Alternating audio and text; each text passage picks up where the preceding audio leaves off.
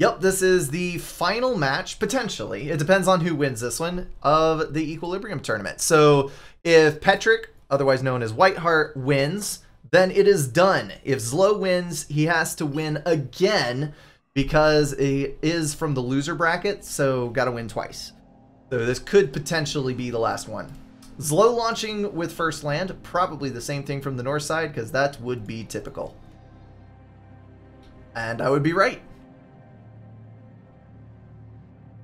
First little difference, Petric going for a power generator has an element in the Hydro Rush, while ZLO is going for the 4 mixes without extra P-Gen, and then building the Hydro.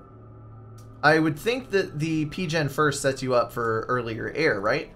Because I usually go for an extra P-Gen, because this Hydro is just too far away to comfortably do the mechs build and walk without feeling like I'm losing something. Yes, I agree. My recommendation is to go land first, second mix, the third P-Gen, and then the other 3 mixes, and then the Hydro. Gotcha. So if you were on this map, where would you expand to first? Oh, I think the island to the right is something you get with an engineer that is kind of close, and you should prioritize it to some extent. The bottom of your own island is of course important, but the first drop should probably go to the I'd probably split the engineer load in between the island to the left if we are talking Petric's perspective, and then the island on the bottom of it. Okay. I'd go for maybe top left versus bottom right map control split. Yeah. Diagonal. I would be kind of, I don't know. I would probably try to go drop, if looking from ZLO's perspective, the far right island at the 3 o'clock position, just to be a little bit more aggressive. Because I would think it would take a little more time for my opponent to get over there. And then, like you said, walk an engineer to the right to go to the closest island, and then also to the left to get the 3 mechs over there. And then try to push like a bomber or something over to the left side early. Because if you're able to secure the far expansion and at least temporarily deny your opponent's... Let me try that again. Temporarily deny your opponent's expansion, I think you would end up far ahead, but I don't know. I could be wrong. A map of this size is always just guesstimation for me because I'm not sure exactly what to do. So I like to hear different people's opinions on the expansion patterns. I think it's a mistake not to drop the, talking ZLO's perspective, not to drop the 4 core mixes on the island to his right. It can be part of some cheesy island steel build to not drop these. But if you do standard gameplay, you should probably drop these. Maybe, you can see how he's queued up a factory on this island, which he's building with an engineer that's traveling there over the water and not in a transport. That's going to take a long time. That's my point. So, okay, ZLO is probably going for some island steel thing. Looks like he's queued 1 engineer drop on this far island. Oh, and 1 over here to go to the south side. That's a little odd. So he's dropping 1 nearby to go there, 1 on the pair of mexes on the island to the far left, and then another group near the Hydro, actually, which is a bit weird. He did get the transport out before Air Scout or Interceptor could get over to his island, so he is probably going to get away with that. Interesting build. Also going for 3rd air factory, so lots of air production. Yeah, actually, these players are playing this differently than what we suspected, both of us, actually. Yeah. Hey, always good to be surprised. Transport out for Whiteheart going to the right. Yeah, I tend to look at the map as the... So looking again from ZLO's perspective, his island, the island to the immediate right, and going to the left. I always try to get those 3 when I'm on this map. I don't know why. I guess it would make more sense to get the 3 islands that are close together and leave the gap, but that's the way my brain kind of processes it as a 1 versus 1 situation. I think an important argument to the map control split is where people place their naval factories. You can see how ZLO queued up the naval factories at the small island with the 3 mass extractors, and that's pretty common. You see this a lot, and that's why you may not want to Like, if you are Petric, you don't want to drop the island in which ZLO just dropped 3 engineers at the Hydro, because you're too close to the enemy naval production. That makes a lot of sense. Also, ZLO has put down more naval factories on the left. They're quite a ways away in the queue, about 3.5 minutes before the first one starts building. But that is going to expand his naval production quite a bit. It doesn't look like Petric has actually queued any naval factories yet. But he is raiding the far right island. Got a tank down going to the core mexes. And that tank is probably going to get over in time to kill off the one and only expansioneer that ZLO sent to that side. There is another 6 engineer drop to this island, though. I would have personally expected this drop to go there sooner and not to the center island first, but at least we do see a drop there, so our intuition was not entirely wrong. Yes, that tank should have problems dealing with 6 engineers. It comes down to micro, though. Yeah. The engineers can at least make a factory in the point defense in the opposite order. Oh no. He should have finished the factory. He would have built that at blinding speed. If he gets the factory up and starts producing from it, he'll be fine. Which I think will definitely be the case. Yes. Okay, good.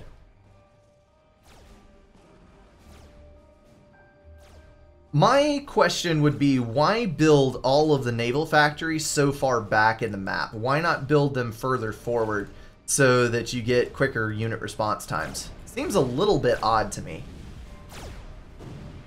I think it's because you don't want to lose your naval factories, and at the same time you want to make use of this 1 engineer, because it tends to get to this 3 mass extractor island relatively fast, and once it's done building the 3 mass extractors, it doesn't have any other job. So build the navy. Yeah, would make sense. I like seeing the interesting little pieces of micro. ZLO tried to put a Mantis in between the Tham and his engineer to try to save the engineer.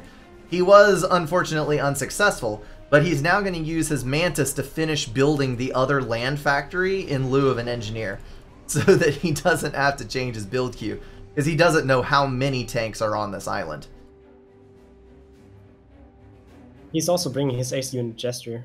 Perhaps a little overkill, but for all he knows, though, there could have been a 6 tank drop over there, and there might be more coming. He doesn't know. So there is a very strong air wind happening. ZLO has absolutely wrecked Petric's air. There's nothing left. Transport as well, and now there's a drop. This will take out the bottom expansion on the main island. Should do a fair amount of damage.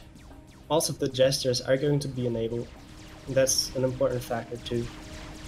I think that the way people started playing this map has changed over time quite a lot, because when I learned this from Mozart, the common theme was to first expand to the island that has this Vulcan sort of shaped hill on it with transport, and then go to the island closer towards the center, but next to it. Okay. I like the gestures because that's going to give an option for dealing with these early Zooey pushes.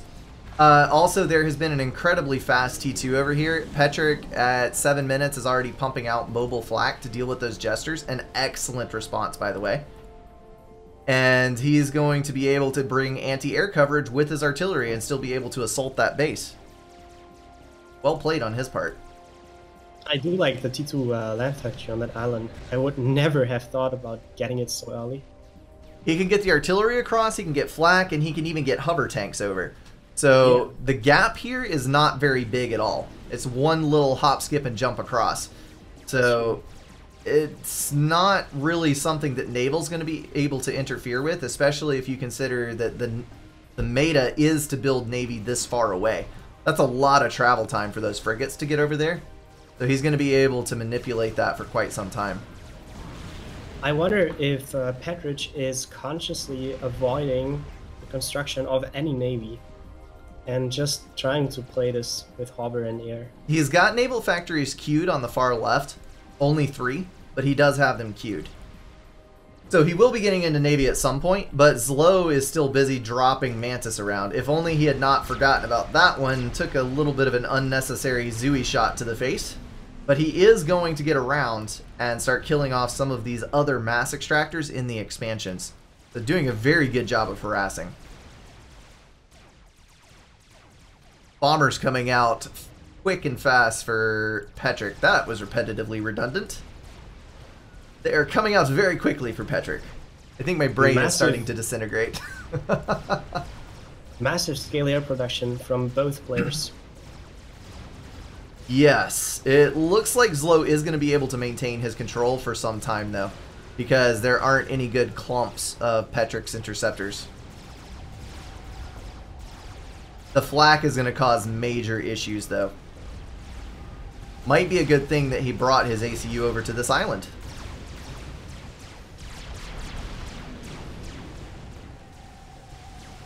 I'm seeing loads of flak, but not any hover tanks as of yet. He's actually built an Ilshi. 2 of them on the top island. Yeah. He wants to make sure that this doesn't get raided, and he's probably going to drop these. Yes, he may have actually seen some of the units that are already over there. ZLO has dropped a full transport of Mantis, and he's now dropping engineers around to try to pick up some of these mass extractors, even though they're in odd locations considering his map control. Very weird how these players are just poking and prodding at each other. This is the full map awareness that you see from the better players when they're able to manipulate events on a larger scale. They're not focusing on one movement on one side or on the other side. They're able to take the entire map as a whole, where you're having Zooey pushes on the top left to try to raid some of these areas, bombers interacting with some of the expansions that Green is trying to push. And then also on the right side, you've got combined units moving down, some of them in response to things that ZLO put out, and then also getting Navy up in a couple different corners of the map. So just lots of stuff going on at once, tons of APM to go around, and excellent reactions for the most part. A very decentralized style on these large-scale maps, and the game doesn't become so much about strategy, but rather about getting things done and interacting with what you see. Yes, this is where you need to have a basic efficiency level before factors like strategy start to matter. And these players play on such a high efficiency level that many others who may have a good theoretical understanding of the game just cannot keep up with the speed at which things happen.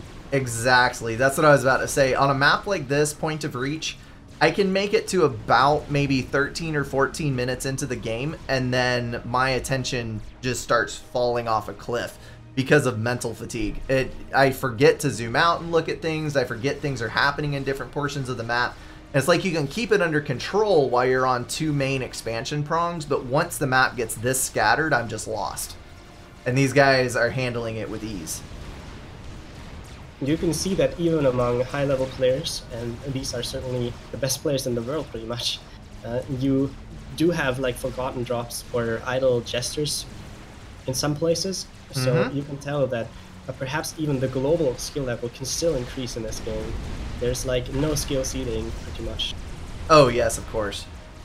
I have often wondered what this game would look like if it had hit the competitive scene and things had kept progressing. Because there are some ridiculous things that are possible in SupCom. Hey look, you were right. There's an Ilshi drop. Gonna happen right on ZLO's home territory. Yeah, and you can see how the frigates actually identified it, but there was no air reaction until late. So you can see that, like, I do believe that ZLO is not in his best shape today. He's of course playing better than I would, but yes. Still, there's some idle things happening on ZLO's side of the map today. That fatigue's starting to set in, for sure. Especially after the tough game against BRNK, I believe. What was that, 50 minutes? Yeah, 50 Something minutes. Like that? That was a brutal game. Yeah, absolutely. It looks like Petric has been able to secure a numerical advantage in air. I don't think ZLO is going to be able to compete. I'm actually going to jump over and check out the ecos. So Whiteheart at the moment is 95 mass per tick on 1600 power with 1300 reclaim. and ZLO is at 71, so about 25 mass behind, and about tied on power. He does have about a 1,000 lead in reclaim, though. And as for the interceptor count, ZLO is sitting on 29, and Whiteheart on almost, well, it is over 40, but some of them are out of fuel. 56 total. Quite a lot. I think Whiteheart is just slowly outrating ZLO. Yes. Those hits on the right-hand side from the hover units were very effective. They just set the tone, sort of, but you must keep in mind what else is happening elsewhere. Like the island on the left side, the small island in the center, the main island for ZLO. There's raid everywhere. Yes. And there's another drop at the far bottom right. That is it in a hover tank? I think so. That's probably going to either go to the bottom of the base. There's too much build power, so probably the island expansion. Yeah, probably that. Yeah, you're right. That Yenzi's going to drop over here most likely. The naval game is very strong with ZLO. He's brought out a ton of stuff, and he has caught up some on air production now. Look at the amount of assistance he has on his air factories. Like, he has got a ton of build power. If he's able to manipulate those gunships as meat shields, he could potentially win air back. But right now, the Navy game is going very well for him. We'll have to see how that plays out in the end, because it might not be enough to win it with the amount of hover that's already landed. But it's not completely over for ZLO yet, I don't think. There are T2 gunships for both players, but it's going to come down to how they're used. So far, ZLO is positioning them in defensive spots to kill the units trying to raid this island, but eventually I would love to see some engineer snipe on the factories of Petric from ZLO's gunships, which excel at doing exactly that. By pure chance, that swarm of interceptors was set down right where that drop was headed and managed to shoot it down. Oh. Pure chance. Sometimes that's all you need.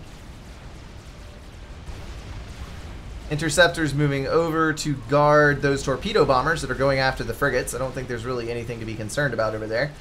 And it does look like ZLO is continuing to have problems securing his island. He's only got T1 forces over there, and he's trying to deal with the Yenzines, which is a bit difficult when you're lacking in that extra HP pool that the T2 units bring to the table. He is going to be able to chase those off the beach, but they're probably just going to turn around and land in another spot where his ACU is not. It's the bad thing about trying to defend with only your commander. Your commander can only be in one place at a time. Would it not be awesome if there was a mod where you could split the HP on your ACU and have two? Instead of one ACU that has 12,000 health and 100 DPS, you could have two that have 50 DPS and 6,000 health. But alas, this is not that day. Hey, come on now. Come on. Don't stunt your imagination. Sorry. So Petric is a constant 20 mass ahead, and it shows in the score. Yes. Naval control is still leaning towards green, I think, though, and we're starting to see more subs now that he is having to fight some more frigates. The submarine is going to secure a naval control for sure. The question is just, oh, look at those transports. This was probably a mistake. Like, even if he wants to do large-scale drops with lots of units, T1 units, dropped in the main base of Petric, he certainly overbuilt transports. Yes, it looks like he's spamming Medusas from 5 factories. So it'll take a minute for him to build up to having that many units to carry, but it is going to give him some effective drop options. If nothing else, he'll have a couple extra transports to distract from interceptor fire. I'm wondering where he's going to drop them, though. The smartest place would probably be the closest drop, but at the same time, there's a lot of T2 mechs in Petric's home base, and there's not really anything over there to defend it. So if he was able to get around the outside edge undetected, he could do a horrible amount of damage to that home base. I think drops of this scale you want to target the main island with, and no. Don't land your NTs. You need some distractions to make it work, but even high-level players tend to keep the air together because they want to avoid like having this defeat in detail disadvantage against them. I always forget that the T2 transport for Cybern has stun. Also, he flew directly over in Ilsheva, so that is now going to be scouted. I'm not sure that Petric actually saw it because I don't see air reacting, but he did fly over those units. And now he's responding. Medusa's dropping in the main base. I think if it were me, I would have waited until I got all my transports loaded up. Because now he's going to build units to respond to that, and the next drops won't be as effective. I think ZLO is not trying to achieve a large-scale attack after all, but rather going for a lot of decentralized attacks that are difficult to keep track of. Now there's an air fight that Petric is winning.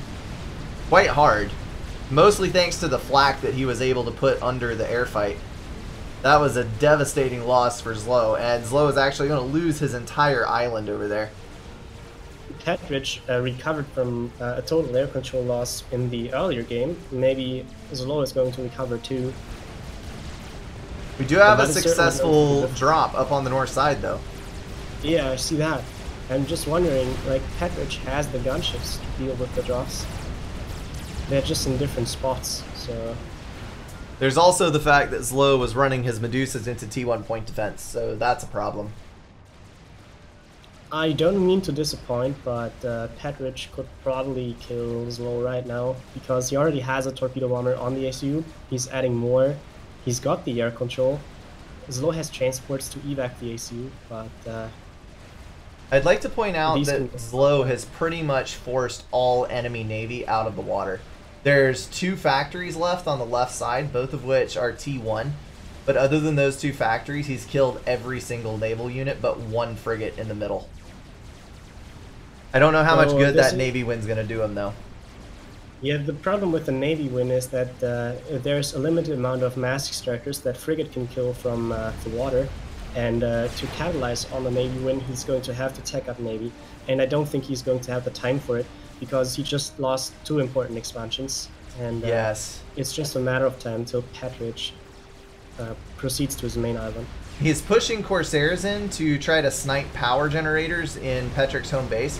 I think he is going to be successful in killing 1 T2. Yes, he is, and that's actually going to take a lot of T2 engineers with it as they go down. But so Petric now power stalling. Yeah, maybe the chance for ZLO to get back into the air game, but it's going to be difficult because of the sheer amount of interceptors Petric already has. And no, transport died. Was not able to get that drop in. That would have been quite good. Frigate's also killing off a string of power on this side, so... I think ZLO is being killed right now. Like, Petric is for some reason not fully committing to it, but I think the gunships are going into the general direction of ZLO's AC. He's going to bring torps, and that's probably game over. Yep. Torps for when he's in the water, gunships for when he's on land, and between the 2 of them, don't really stand a chance. In between the 2 of them, you also want to have lots of inties to deny the opportunity of airlifting out with a T2 transport ZLO still has.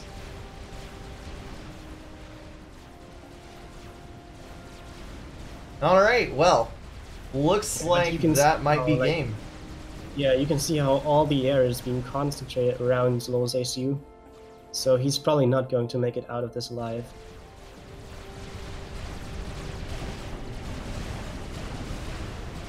Well, well done on his part, making it all the way up here. But I think that is going to be the end. Where are... I thought there were a couple of different torpedo bombers that were headed in, but I don't see them anymore.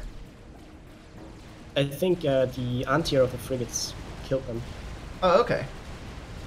That makes sense. There's another 7 coming from the top right, and they're probably going to kill ZLO.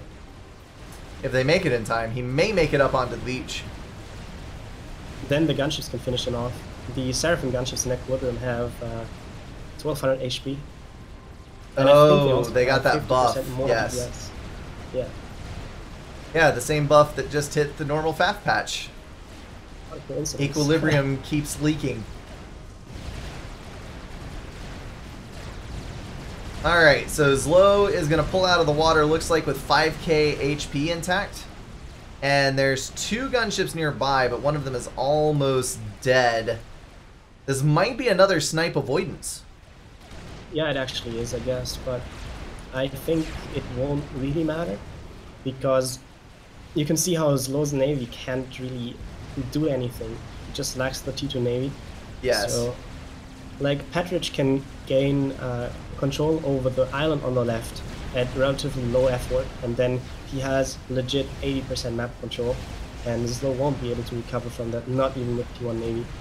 The Corsairs are being built. I'm not entirely sure what the plan is with those, but I don't think there's really anything left that ZLO can throw at Petric.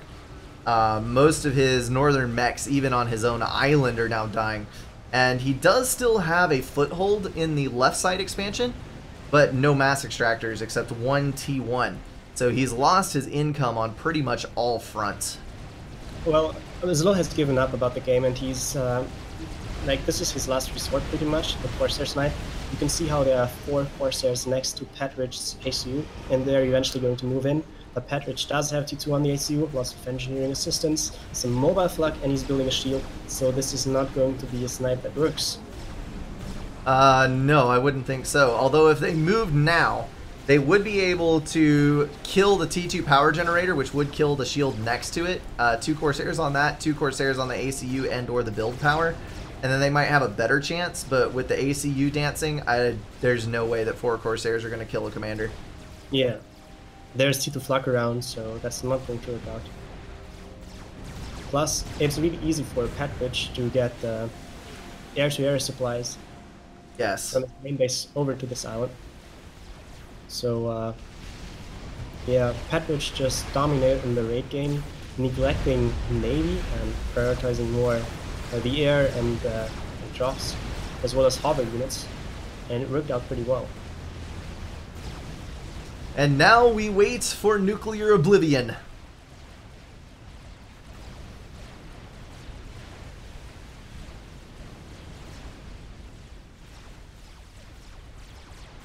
Hopefully it is not a long one. ZLO seems to be upgrading gun. That's an odd choice. That's either an attempt to overcharge the stuff at the bottom, or the attempt to do a combined Corsair con drop. It's like... Yes, I would think the latter would have a better chance of succeeding in the long run, because I don't think a gun comm is really going to do much good securing the beach, because you still can't reach out and get your expansions.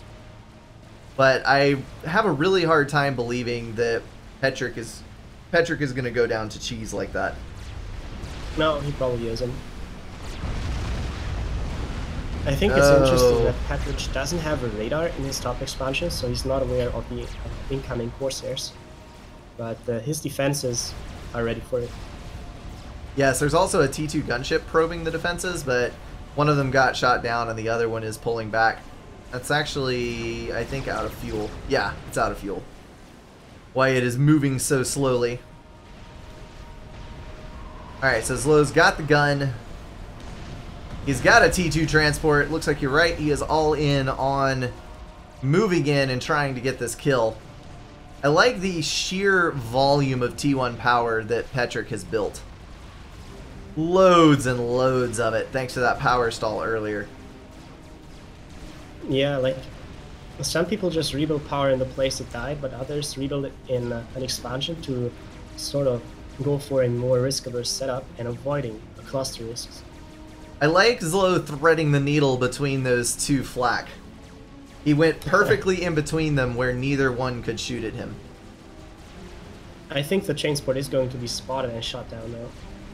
Yeah, he's flying right at this cluster of interceptors. I think he's going to go right through the center of it. Yeah, Petric. And... oh my. Oh my, oh my. Nope, Flak will get it. Oh, it's close! Oh, he got it! Made it. Wow. Really right now? Into T2PD. Really? Yeah, quite a lot actually. I think Petric might be expecting a laser farm. That's why he's very cautious with making a lot of PD, I mean. But it's not even that, because ZLO didn't have the power for it. Yeah. These Corsairs are going to come into Interceptors and Flak, and that is going to be it. Some of those Corsairs, I think... Nope, they weren't out of fuel. They were just behaving very weirdly. ZLO just calmly standing behind a hill. Haha, you can't shoot me. He's actually going to try and go up the hill, I think. Hi. Nice. Well, with the ACU absent, the home base has been wrecked. So now ZLO's got nothing to go back to.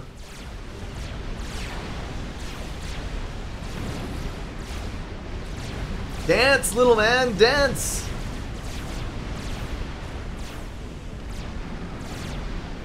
And... It's raining Phobo. And...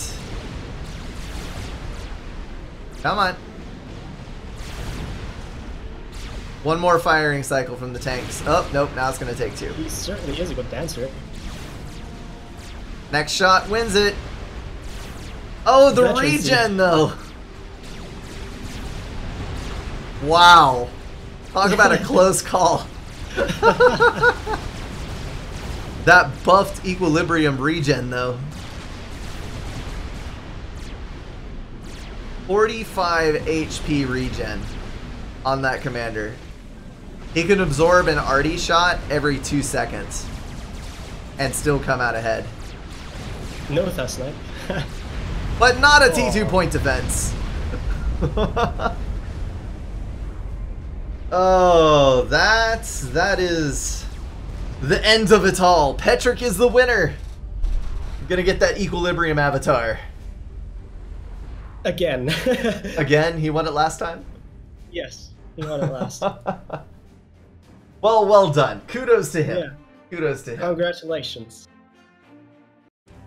That is gonna wrap everything up for this video, guys. If you enjoyed it, feel free to drop a like and share it with someone. If you want to support the channel, catch the streams, or join the Discord, check out the links in the description.